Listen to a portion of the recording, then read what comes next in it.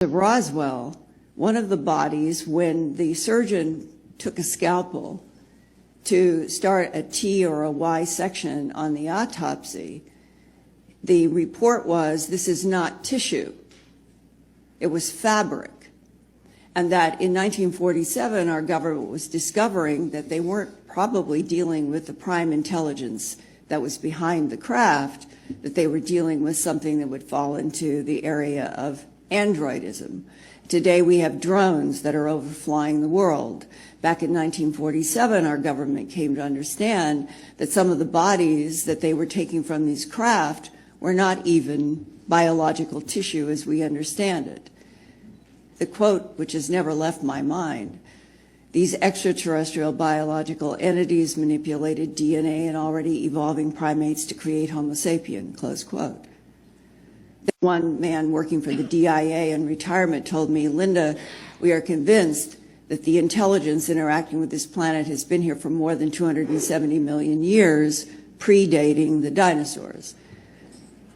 If the size and the scope of this is that large, and if our government began to stumble on to these facts piece by piece in World War II and after, then I can understand why President Truman and Churchill and Eisenhower and that group of people would have said, let's wait 2 generations until we find out what we're dealing with.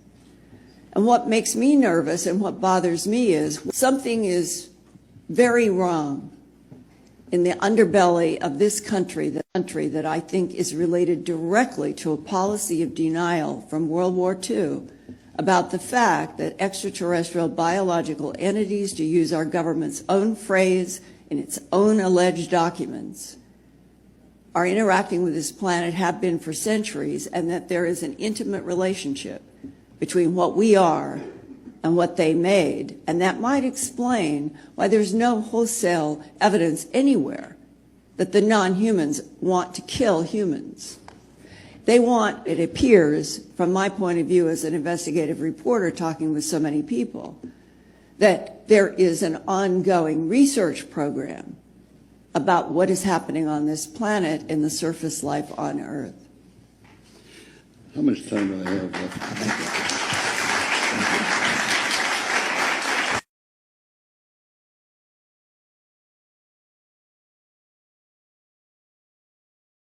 Down the corridors of SHAPE headquarters, or they could be walking up and down the corridors of the Pentagon. One day at lunch, a lieutenant colonel made the remark, he says, Jesus, do you realize they could even be in the White House? And there was a little forced laughter at that point, I remember, because a lot of us over the years have had some misgivings about the occupants of the White House. But the point I'm making is that the idea that aliens could be here in our midst bothered the military, because if you're not paranoid when you go into the service, you're certainly trained very quickly to be so. It's the nature of the military mind, I think, to be paranoid. But that was only part of the story. The SHAPE conclusions in '64 were that there were 4 groups that we knew of.